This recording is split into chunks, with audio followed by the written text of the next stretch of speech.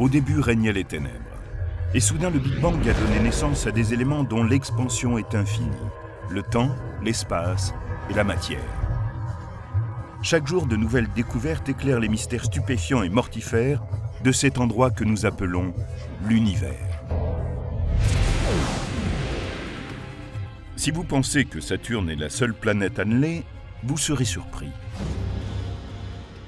Les 4 grandes planètes du système solaire possèdent des anneaux. Il se peut même que Pluton en ait aussi. Un vaisseau qui les traverserait irait vers une mort certaine. Les particules tournent autour de Saturne à 15 fois la vitesse d'une balle de revolver. Pour découvrir ces anneaux, les spécialistes repoussent les limites de la technologie. C'était un véritable défi. Cette recherche de planètes annelées va nous conduire depuis les régions extérieures du cosmos jusqu'à un surprenant système d'anneaux tout près de nous.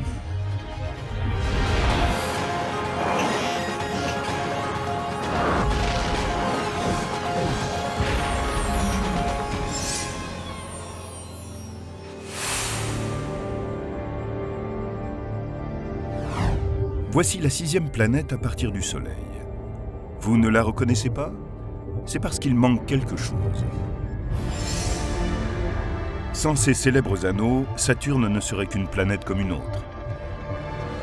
Ce sont eux qui font sa beauté. L'enthousiasme qui naît lorsqu'on voit les anneaux de Saturne à travers un télescope est inexprimable. C'est une vision tellement merveilleuse.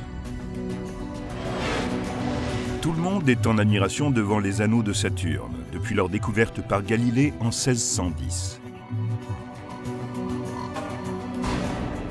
Dès lors, forts de ce qu'ils avaient appris grâce à Saturne, les astronomes sont partis à la découverte d'autres planètes annelées. Mais quand on observe les anneaux de Saturne, que voit-on exactement? La perfection que nous admirons depuis la Terre dissimule une scène de chaos. Les objets s'entrechoquent et rebondissent les uns contre les autres. Une sorte de champ de débris, glacé et chaotique, tourne autour de Saturne. Avec le temps, les chasseurs d'anneaux ont découvert que ce long ruban était en fait composé d'une série de 7 grands anneaux situés au niveau de l'équateur de Saturne. Les premières images détaillées des anneaux de Saturne ont été prises par Voyager vers 1980. Ces photos étaient vraiment à couper le souffle. Chaque anneau est constitué de milliers de milliards de particules qui vont de la taille d'un grain de poussière jusqu'à celle d'une maison. Ils sont très visibles car ce sont les plus brillants du système solaire. Ils étincellent car ils sont très compacts et que les plus gros morceaux réfléchissent particulièrement bien la lumière. Ils sont presque entièrement constitués de glace. Si l'on se plaçait à quelques mètres sous les anneaux de Saturne, on verrait une grande étendue de rochers et de boules de glace, de boules de neige. À travers certaines zones, on pourrait apercevoir les étoiles situées de l'autre côté, tandis que d'autres zones très denses seraient opaques. Ce serait certainement magnifique comme vision. Les astronomes ont simplement désigné les 7 grands anneaux par les lettres de l'alphabet, et ce, dans l'ordre où ils les ont découverts. A, B, C, D, E, F. Et le dernier, détecté en 1980, G. Les chasseurs d'anneaux ont découvert un système qui s'étend sur une zone de 290 000 km de diamètre. D'un bord à l'autre, les anneaux sont 2 à 3 fois plus larges que la distance qui sépare la Terre de la Lune. Ils sont assez vastes. Ce qui est incroyable, c'est que les anneaux sont tout à fait plats. Ils font moins de 3 mètres d'épaisseur. Ils sont très plats, un peu comme une feuille de papier, mais de la taille de Central Park. Mais ces magnifiques structures sont prises dans un mouvement perpétuel extrêmement rapide. Leurs particules glacées filent autour de la planète à plus de 85 000 km/h. Comme une piste cosmique sans fin sur laquelle fonceraient des bolides de course, les anneaux promettent une mort certaine à quiconque s'en approcherait de trop près. Ces particules tournent autour de Saturne à 15 fois la vitesse de celle d'une balle de revolver. Un débris de 5 cm de large pourrait percer un trou fatal dans un vaisseau.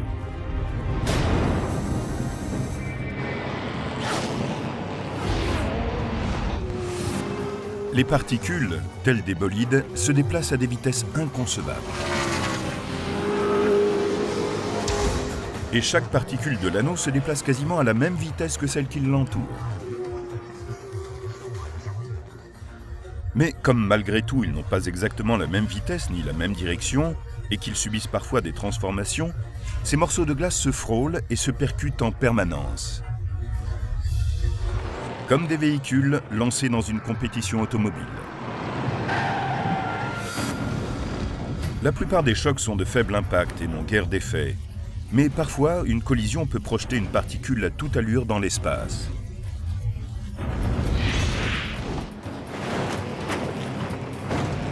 Comment ces boules de glace filant à toute vitesse restent-elles dans l'anneau? À cause de la force gravitationnelle de Saturne. Si la force gravitationnelle de Saturne cessait soudain, les particules de l'anneau s'envoleraient dans les directions qui seraient les leurs à ce moment précis. Mais la force gravitationnelle de la planète et la vitesse des particules sont en équilibre parfait, si bien que celles-ci décrivent en permanence une courbe qui s'infléchit vers la planète, mais ne s'en approche jamais davantage. Mais Saturne n'est pas seul à posséder une force de gravitation. Les particules ont également la leur et tentent sans relâche de s'attirer mutuellement pour former un objet plus vaste, un satellite, une petite lune. Chaque particule est attirée vers d'autres. Les plus massives ont une force plus grande. Et plus on est près, plus l'attraction est forte. La force gravitationnelle des particules agit contre celle de Saturne. C'est une lutte perpétuelle. C'est un combat permanent entre la force de gravitation des particules qui essaient de les rassembler et celle de Saturne qui essaie de les séparer. La force gravitationnelle de Saturne éloigne les particules les unes des autres en vertu de la loi universelle sur la vitesse des objets en orbite. Plus un objet est proche de Saturne, plus il doit se déplacer rapidement pour rester en orbite. Sinon, il tombe sur la planète. Les particules de l'anneau le plus proche de Saturne parcourent en 1 heure 48 000 km de plus que celles qui sont dans l'anneau le plus éloigné. Il suffit qu'un de ces objets glacés soit plus proche de Saturne de quelques mètres pour qu'on observe une légère différence de vitesse. Et ce sera suffisant pour empêcher les particules de rester ensemble. Même sur de petites distances, les particules intérieures se déplacent plus vite que celles qui sont à l'extérieur. Elles s'étalent le long des rubans, si bien que vous ne trouverez jamais d'anneau en train de fusionner en un nouveau corps solide. Cette lutte perpétuelle des particules qui se regroupent, puis sont attirées vers l'extérieur, puis se regroupent encore, a assuré la pérennité des anneaux depuis des millions, voire des milliards d'années. Elles se bousculent et entrent en collision les unes avec les autres. Leur très faible force gravitationnelle forme continuellement des structures provisoires qui se font et se défont. Mais ce système d'anneaux conserve un très bel équilibre. Cet équilibre est maintenu grâce au mouvement de rotation des anneaux autour de la planète qui crée cette forme d'une beauté à couper le souffle.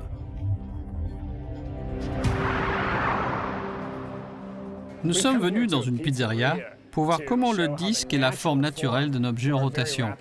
Nous allons commencer avec un morceau de pâte à pizza qui, lorsqu'il ne tourne pas sur lui-même, ressemble à une boule ronde.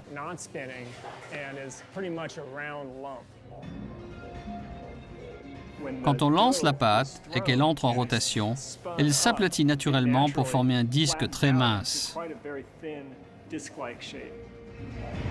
C'est la force centrifuge qui fait que la pâte s'étale. Pour la même raison, le mouvement orbital rapide des particules des anneaux de Saturne, autrement dit la rotation des anneaux de Saturne, leur permet de former un disque extrêmement mince, très stable, ayant une durée de vie très longue. Mais si les anneaux sont aussi stables, pourquoi ont-ils disparu 2 ans après leur découverte par Galilée, le premier chasseur d'anneaux?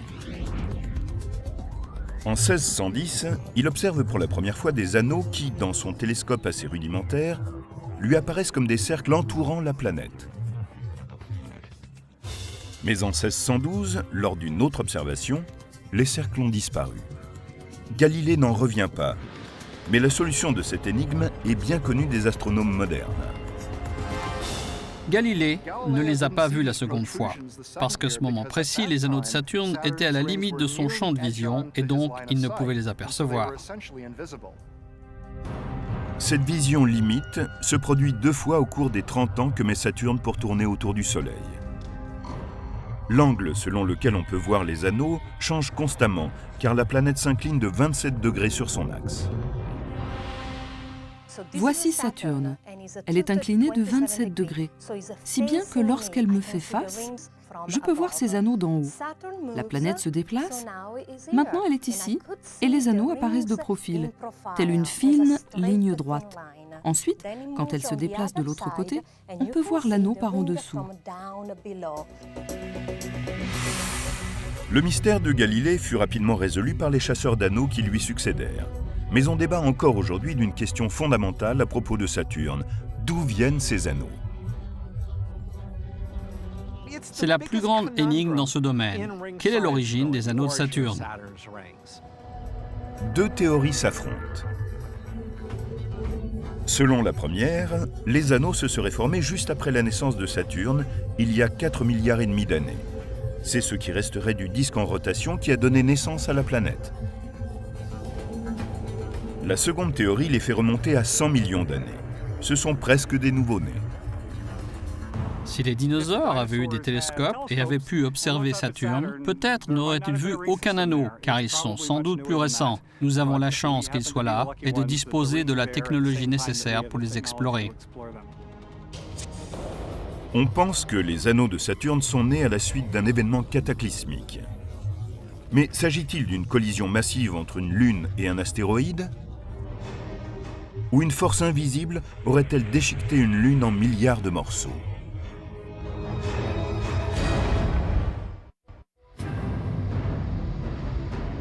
Ils sont parmi les structures les plus étonnantes du système solaire. 22 fois plus larges que la Terre, ils ne font que 10 mètres d'épaisseur. Mais la plus grande question pour les chasseurs d'anneaux est de savoir comment ils sont arrivés là. Beaucoup pensent que les anneaux sont apparus lorsqu'une des lunes de Saturne a été déchiquetée en millions ou en milliards de morceaux par une force puissante, appelée l'effet de marée ou force de marée.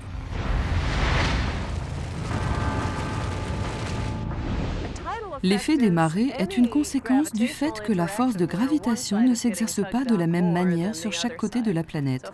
Si j'avais un objet massif plus près de cette épaule, il tirerait plus sur elle que sur l'autre, qui est plus éloigné, et cela pourrait m'écarteler. Dans un trou noir où la gravitation est extrêmement puissante, l'effet de marée pourrait déchiqueter quelque chose d'aussi petit qu'un être humain. Vous avez déjà entendu le mot spaghettification ? C'est quand le trou noir tire sur vos pieds et vous étire comme un long spaghetti. Dans des endroits moins extrêmes comme notre système solaire, l'effet de marée ne s'exerce que sur de grands objets comme les planètes ou les lunes. Quiconque est allé au bord de la mer a pu observer l'action de l'effet de marée de la Lune sur la Terre. La partie de la Terre la plus proche de la Lune est attirée plus fortement vers la Lune que l'autre partie.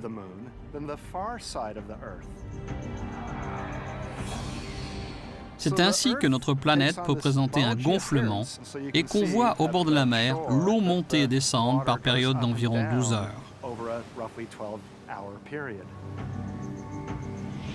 Mais l'effet de marée lunaire ne se contente pas d'attirer les océans. Il se manifeste sur la planète dans son ensemble. Ce qu'on sait rarement, c'est que la boule de roche qu'est la Terre change elle aussi de forme. En fait, le diamètre de la planète en direction de la Lune est plus long de quelques mètres que le diamètre perpendiculaire à la Lune, parce que toute la matière de la planète est étirée vers la Lune. Toutes les planètes génèrent un effet de marée sur leur lune.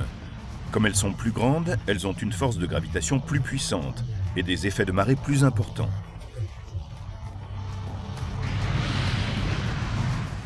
Notre Lune est composée de roches et de métaux beaucoup trop solides pour être déchirés par l'effet de marée terrestre. Mais certaines des lunes de Saturne étaient des agglomérats peu compacts de glace, de poussière et de roches, parfois appelés empilements de débris. Un empilement de débris est un peu comme un tas de neige. Il a été rassemblé sans aucune véritable force, juste de petites forces de surface. Ce sont des objets peu compacts.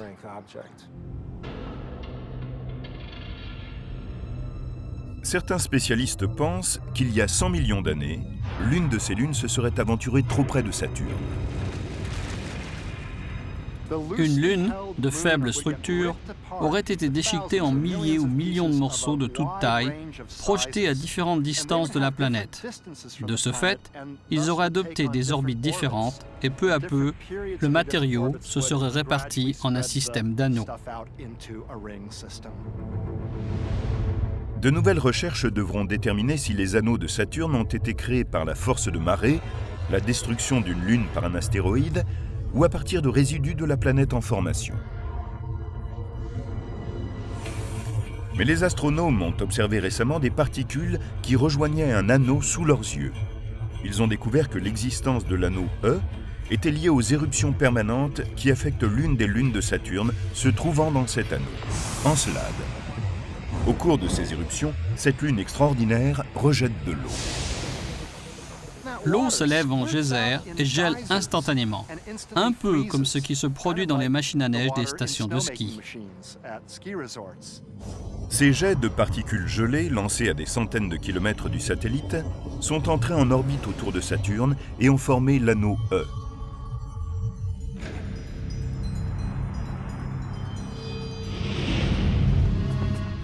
Les astronomes ont ressenti une grande émotion en voyant ces particules s'agréger à l'un des anneaux de Saturne.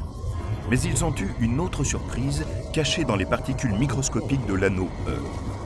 En juin 2009, ils y ont trouvé des traces d'éléments chimiques, du sel et du bicarbonate de soude.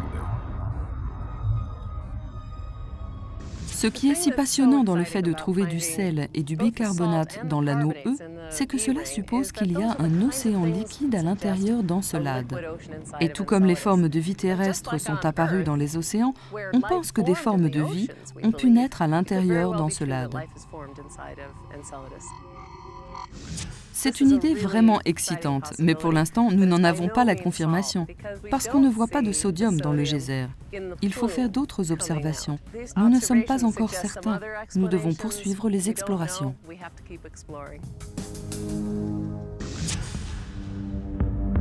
Les astronomes reçoivent chaque jour de nouvelles données à propos de Saturne et de ses anneaux grâce au vaisseau spatial lancé en 1997, la sonde Cassini-Huygens. La sonde Cassini est à peu près de la taille d'un autocar scolaire. C'est le plus grand vaisseau interplanétaire que la NASA ait construit.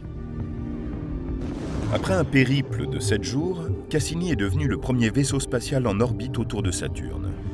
Il a permis aux hommes d'être aux premières loges pour apercevoir la 6e planète à partir du Soleil, ainsi que ses anneaux. La sonde Cassini a déjà fait plus d'une centaine de fois le tour de Saturne. À la fin de la mission, elle en aura sans doute fait 200 fois le tour. Cassini s'est approché de Saturne comme on ne l'avait encore jamais fait. Les images qu'elle a prises ont révélé un monde sauvage de formes changeantes et d'une variété surprenante. D'une certaine distance, on pourrait penser que les anneaux sont un corps solide qui se déplace majestueusement autour de la planète. Mais ce n'est pas du tout cela. Ils suivent un processus très chaotique. Quand on étudiait les anneaux, on avait un peu l'impression de faire de la géologie, mais maintenant, c'est davantage comme étudier la météo. À la stupéfaction générale, Cassini a montré les particules d'un anneau formant une vague imposante. Aperçue pour la première fois en 2009, celle-ci a grandi jusqu'à la limite de l'anneau, atteignant une hauteur terrifiante de plus d'1,5 km. Les anneaux eux-mêmes sont très minces. Ils ne font que 10 mètres d'épaisseur. C'est donc comme si vous étiez sur un lac de 10 mètres seulement de profondeur et qu'une vague d'1,5 km vienne droit sur vous. C'est vraiment extraordinaire.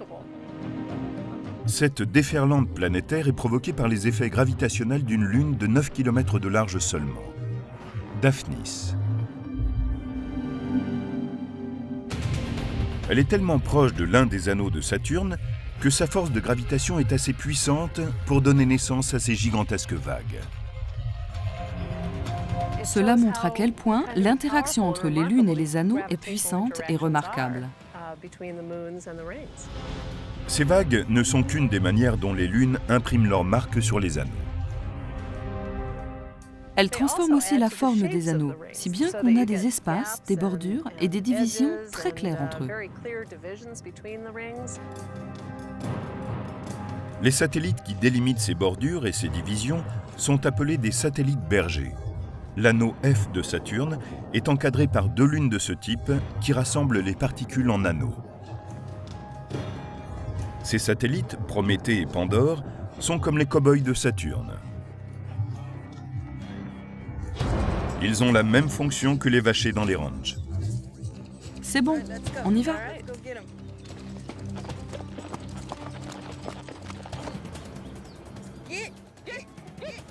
Ce qu'on fait ici est très proche de l'action des satellites de Saturne sur ces anneaux. Nous rassemblons les bêtes, tout comme les satellites rassemblent les anneaux. Par exemple, Prométhée et Pandore permettent à l'anneau F de tenir ensemble. Je suis à l'intérieur comme Prométhée. Et ma partenaire est à l'extérieur comme Pandore. Nous mettons le troupeau en file indienne, tout comme les satellites ou les lunes, qui organisent les anneaux. Quand un satellite entre en interaction avec la particule d'un anneau, elle peut l'envoyer sur une orbite plus lointaine ou plus proche de la planète.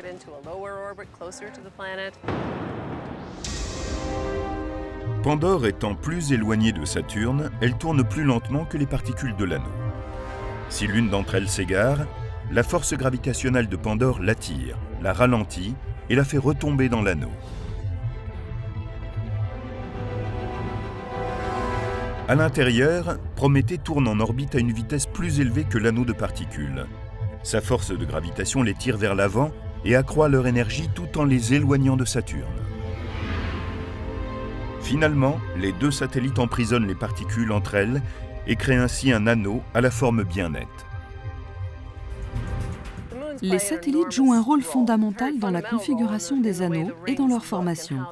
Ils peuvent rassembler les particules dans les anneaux, de sorte qu'on a des espaces, des bordures et des divisions très claires entre les anneaux. Ceux-ci sont donc complètement dominés par leurs satellites, du début à la fin. Les rubans étincelants de Saturne ont conduit à la recherche d'autres anneaux. Mais pendant des siècles, ce sont les seuls que l'on connaissait. Les chasseurs d'anneaux rêvaient d'en découvrir d'autres. Ils soupçonnaient leur existence, mais n'apercevaient rien de comparable à ceux de Saturne.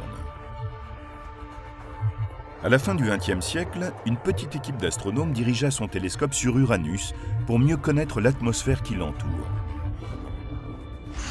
Ils n'étaient pas des chasseurs d'anneaux, mais leur mission les conduisit à la plus grande découverte dans ce domaine depuis plus de 300 ans.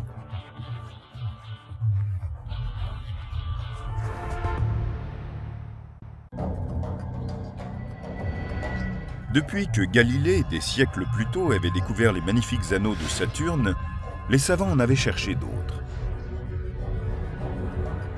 Mais le temps avait passé, attisant la frustration des chasseurs d'anneaux qui restaient bredouilles. En 1977, la petite équipe de chercheurs qui observait la planète Uranus ne s'intéressait qu'à son atmosphère. Le 10 mars, ils s'envolent dans un avion transformé en laboratoire jusqu'aux limites de l'atmosphère terrestre et pointent leur télescope sur la 7e planète depuis le Soleil. Ils guettent l'instant où une étoile lointaine doit passer derrière Uranus. Ils étaient en train de mesurer la luminosité de l'étoile au moment où elle passait derrière la planète, car, de cette manière, on peut étudier la structure de l'atmosphère d'une planète.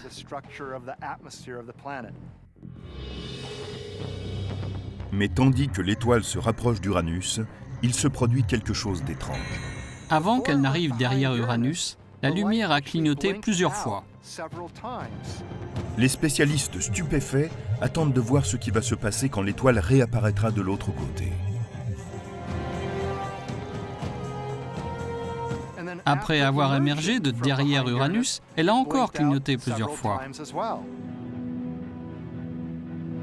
Ils viennent de faire une découverte totalement inattendue. Les clignotements sont parfaitement symétriques autour de la planète.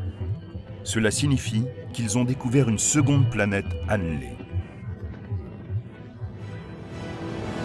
Les anneaux d'Uranus étaient une véritable surprise. C'était très émouvant de les voir pour la première fois. C'est le premier système d'anneaux découvert en plus de 350 ans. Et il n'est que le premier d'une série. Deux nouveaux systèmes d'anneaux sont bientôt découverts. L'un sur la lointaine Neptune et l'autre sur la plus grande planète du système solaire, Jupiter. Nous connaissons donc 4 planètes à anneaux. Plus exactement, les 4 planètes géantes qui tournent autour du Soleil possèdent des anneaux. Mais si les anneaux sont si communs, pourquoi les astronomes ont-ils mis tant de temps à les trouver? Parce que les anneaux des autres planètes sont assez différents de ceux de Saturne. Ce n'est pas un hasard si les anneaux de Saturne ont été découverts au début du XVIIe siècle et si on n'en a trouvé aucun autre avant la fin du XXe. Les anneaux de Saturne sont larges, lumineux et spectaculaires. Ceux des autres systèmes sont beaucoup plus durs à saisir. C'est en partie à cause de leur taille. Un aspect très surprenant des anneaux d'Uranus est qu'ils sont très étroits. La plupart des anneaux de Saturne sont larges de milliers de kilomètres, alors que la majorité de ceux d'Uranus couvrent moins de 3 kilomètres. Ils sont également très sombres, alors que les anneaux de Saturne, qui se composent de glace, sont très lumineux. Imaginez quelque chose de plus noir que le goudron. Ils sont plus sombres que tout ce que vous puissiez sans doute jamais voir. Les anneaux ultra-périphériques d'Uranus sont tellement sombres que les chasseurs d'anneaux ne les ont pas découverts avant 2003. Et cela en grande partie parce qu'il n'y a presque rien en eux. Dans ce système, il y a des nuages de poussière très fine, avec un facteur de remplissage d'1 pour 100 000 ou 1 pour 1 million. Ces particules sont très éloignées les unes des autres. C'est un peu comme une piste automobile qui irait de la Terre à la Lune, aller-retour, et où ne rouleraient que quelques bolides.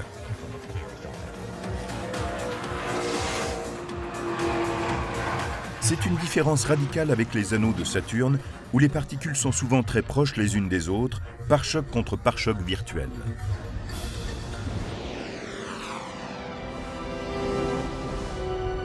Les anneaux extérieurs d'Uranus sont très clairsemés, mais ce ne sont pas les plus légers. Les plus subtils sont les rubans extérieurs qui entourent la 5e planète à partir du Soleil. La majestueuse Jupiter possède les anneaux les plus délicats qui soient. Jusqu'à présent, les astronomes ont identifié 4 anneaux aériens encerclant la planète. Un anneau intérieur, l'anneau principal et 2 anneaux extérieurs. Contrairement aux grands morceaux de glace que l'on trouve dans les anneaux de Saturne, les particules de ceux de Jupiter sont comme de petits grains de poussière. Nous en parlons comme d'anneaux de poussière, mais il vaudrait mieux les qualifier d'anneaux de fumée. Les particules mesurent en microns. La fumée qui s'élève d'un feu est de la taille de quelques microns en général. Les anneaux, tout comme la planète, sont colossaux. Leur diamètre s'étend sur près de 500 000 km. Mais étonnamment, si on comprimait toutes les particules en une seule boule, elles ne seraient pas plus larges qu'un terrain de football.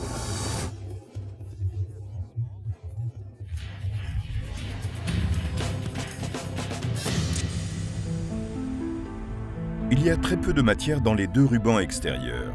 Ce sont les anneaux les plus légers que l'on ait jamais détectés dans notre système solaire. Presque invisibles, on les appelle les anneaux Gossamer. Vous pourriez être à l'intérieur d'un anneau Gossamer de Jupiter et ne pas vous en apercevoir. De temps en temps, vous sentiriez quelque chose sur votre combinaison spatiale quand une particule de poussière vous frôlerait.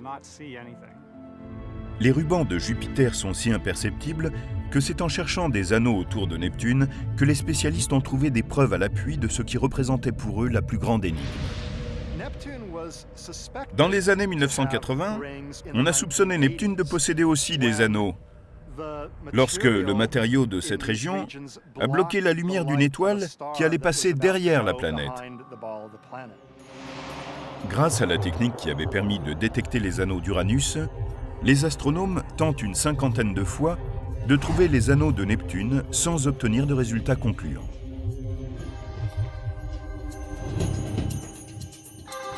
Exaspérés, ils proposent alors une explication radicale. Puisque la lumière stellaire est parfois bloquée, peut-être y a-t-il d'étranges anneaux autour de Neptune qui n'encercleraient que partiellement la planète. On a pensé que les anneaux n'étaient pas complets, car la lumière n'était pas bloquée de façon symétrique de chaque côté de la planète, comme elle était sur Uranus. Neptune possédait-elle un système d'anneaux bizarre et changeant? Jamais les chasseurs d'anneaux n'avaient été aussi déterminés à résoudre ce mystère, mais ils ne se doutaient pas de l'étrangeté de la solution.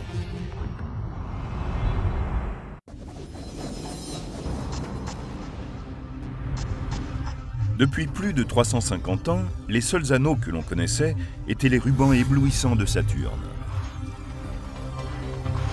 Mais à partir de 1977, en l'espace de 2 ans, 2 nouvelles séries d'anneaux sont découvertes. L'une sur Uranus, l'autre sur Jupiter. En revanche, la recherche d'anneaux autour de Neptune s'éternise, entraînant une grande frustration. Neptune est très éloignée. Comme elle se trouve à une grande distance du Soleil, elle reçoit très peu de lumière. En outre, aucun vaisseau spatial ne s'est dirigé vers Neptune depuis 1989, l'année où Voyager 2 a été lancé vers la dernière planète de notre système solaire.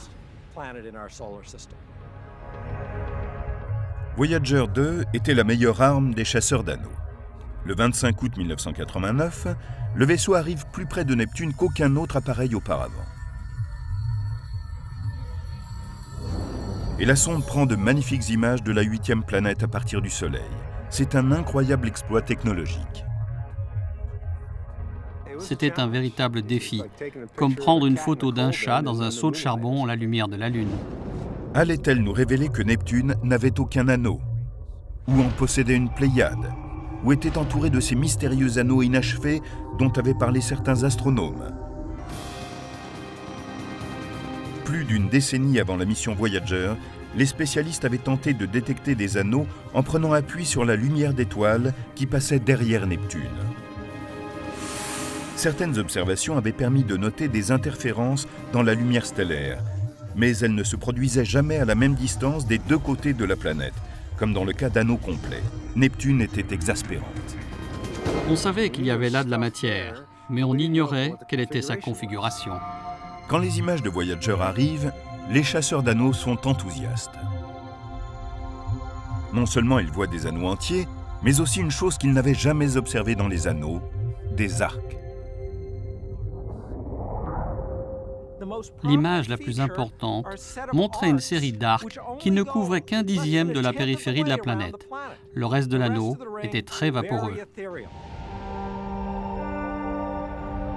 Ces arcs étaient simplement des segments d'anneaux plus brillants et plus épais que le reste du ruban. La quantité incroyablement faible de matériaux dans le reste de l'anneau explique la raison pour laquelle les astronomes n'avaient pas pu détecter les anneaux dans leur totalité depuis la Terre. Les arcs sont à l'intérieur d'un anneau complet, mais le matériau de cet anneau est presque transparent. C'est pour cela que nous n'avions pas pu le voir avant qu'il ne bloque la lumière d'une étoile. La découverte d'anneaux autour de Neptune signifie que toutes les planètes extérieures, les géantes gazeuses, possèdent des anneaux. Cela reflète l'ordre naturel du cosmos, car la forme de disque de ces anneaux est l'un des modèles fondamentaux de l'univers. L'univers comprend essentiellement des objets de 2 formes, les sphères et les disques.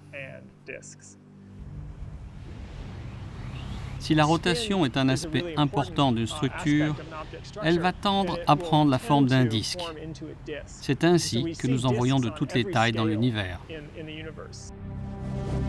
C'est pourquoi les anneaux de Saturne peuvent nous éclairer sur les origines d'un système d'anneaux beaucoup plus vaste.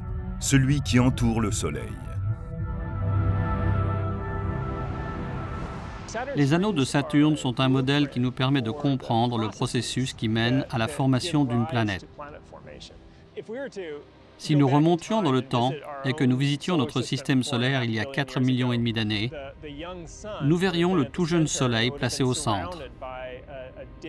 Il serait entouré d'un disque de gaz et de poussière à l'intérieur duquel se seraient formées les planètes. Et ce disque ressemblerait dans une certaine mesure à un système d'anneaux.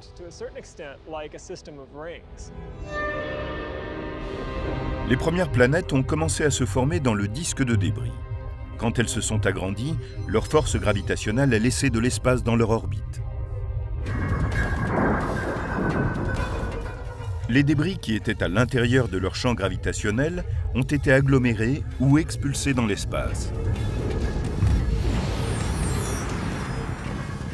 C'est ce qui est arrivé dans notre système solaire quand Jupiter s'est formé. La planète était assez massive pour dégager un espace dans le disque premier de matériaux.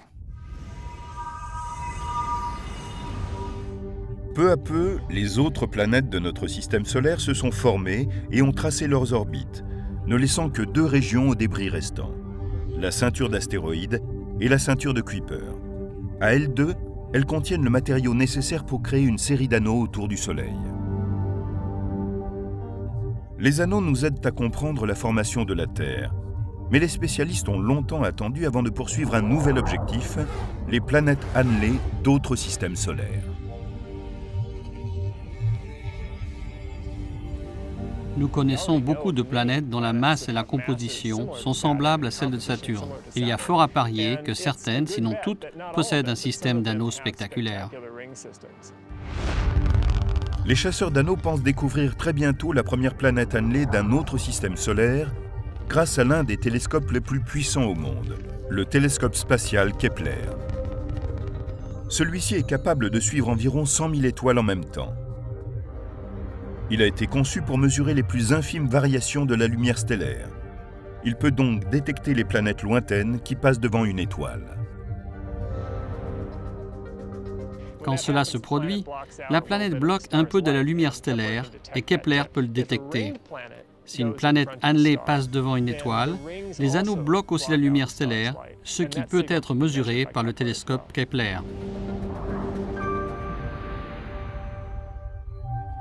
Pendant que le télescope spatial observe les profondeurs de l'univers, les astronomes traquent un nouvel anneau à l'intérieur du système solaire. En 2006, une mission appelée New Horizons a quitté sa base de lancement. Un voyage de 4,5 milliards de kilomètres doit la mener jusqu'aux frontières glacées de notre système solaire.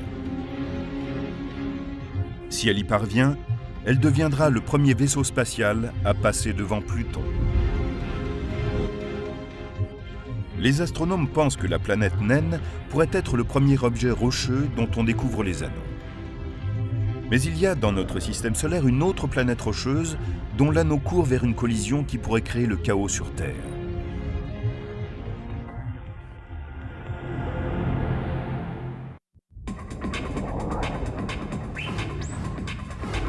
Les 4 planètes extérieures du système solaire sont toutes encerclées d'anneaux. Certains sont éblouissants, certains sont faits de poussière, et d'autres sont incroyablement vaporeux.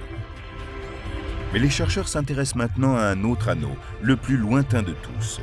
Il encercle une roche froide, appelée Pluton. Autrefois, elle était considérée comme une véritable planète, mais elle a été reclassée dans les planètes naines en 2006. En 2015, elle pourrait être la dernière planète annelée trouvée dans notre système solaire. Il se pourrait que Pluton ait des anneaux très légers, ou qu'elle puisse en avoir un jour, qu'elle est dans une région où patrouillent de nombreuses comètes. Si l'une d'elles se rapprochait trop de Pluton, elle pourrait être détruite par la force gravitationnelle de la planète et former temporairement un anneau. La mission New Horizons a déjà parcouru le tiers du chemin qui l'a conduit à son rendez-vous avec Pluton. Les images qu'elle transmettra en 2015 pourraient nous révéler si cette planète naine possède des anneaux. Mais il y a peu, les spécialistes pensaient trouver un nouveau système d'anneaux autour du voisin le plus proche de la Terre, Mars. On s'est longtemps demandé si Mars pouvait posséder un système d'anneaux. Cela remonte aux années 70. Aujourd'hui, on se rend compte que, où que l'on regarde dans le système solaire, on voit de petits satellites auxquels sont associés un petit anneau. 2 petits satellites, ou lunes, tournent autour de Mars. Chacun ne fait pas plus de 30 km de large. Les astronomes ont pensé que ces lunes avaient produit suffisamment de poussière pour former un anneau fragile. Ils produisent des nuages de poussière, nous en sommes certains. La seule question est de savoir quand et comment cette poussière se transforme en anneau. Au XXIe siècle, lorsque les spécialistes ont braqué le télescope Hubble sur Mars, ils n'ont rien vu. On s'y est repris à 2 fois et l'on n'a rien vu. Nous, on commençait à être perplexes. Pourquoi Mars n'avait-elle pas d'anneau? La Terre elle-même possédait autrefois un anneau. D'énormes morceaux de roches brûlantes ont filé à toute allure autour de la planète pendant au moins quelques années, puis ils ont disparu. Comment cela a-t-il pu se produire? Il y a 4,5 milliards d'années, alors que la Terre venait juste de se former, un corps géant de la taille de Mars a percuté notre planète.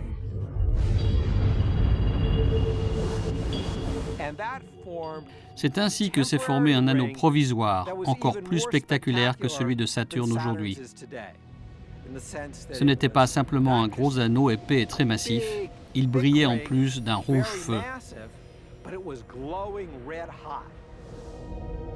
Tandis que la roche en fusion refroidissait, une partie a été rejetée vers la Terre et une autre a filé vers l'espace. Le reste du matériau s'est condensé en une sphère qui est devenue notre Lune. Mais les terriens ne doivent pas se sentir exclus. Notre planète mère possède un nouvel anneau qui n'a guère que 50 ans. Il n'est pas constitué de poussière ou de roches glacées, mais de métaux et de puces électroniques. C'est un anneau de satellite. Les terriens ont construit un anneau de satellite très compliqué d'un point de vue technologique et qui est là pour des millions d'années. Comprenant près de 400 satellites, c'est le seul anneau connu dans l'univers qui ait été créé par une forme de vie. Il voltige à 35 000 km au-dessus de l'équateur de la Terre, en orbite géosynchrone. La vitesse des satellites le maintiendra indéfiniment au même endroit au-dessus de la planète. Les satellites géosynchrones sont une catégorie particulière de satellites qui forment un véritable anneau autour de la Terre. C'est un anneau en ce sens qu'on y voit des particules tourner en permanence autour de la Terre, de la même façon que l'anneau de Saturne est fait de particules glacées en orbite autour de la planète. L'anneau de la Terre joue un rôle capital dans son système de communication, mais il court au désastre. Lorsqu'on met un certain nombre d'objets au même endroit, ils entrent en collision. En février 2009, 2 satellites situés dans l'orbite basse de la Terre se sont percutés.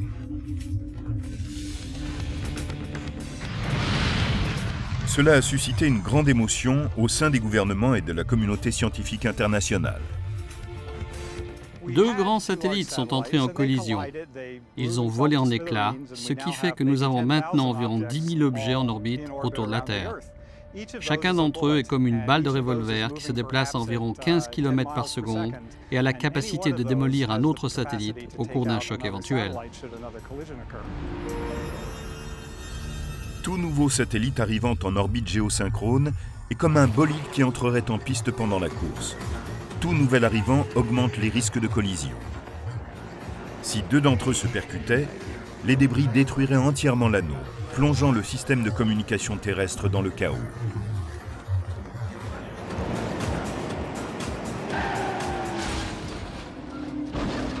C'est un endroit dangereux pour y installer quoi que ce soit, parce que vous avez des projectiles qui passent en permanence devant vous.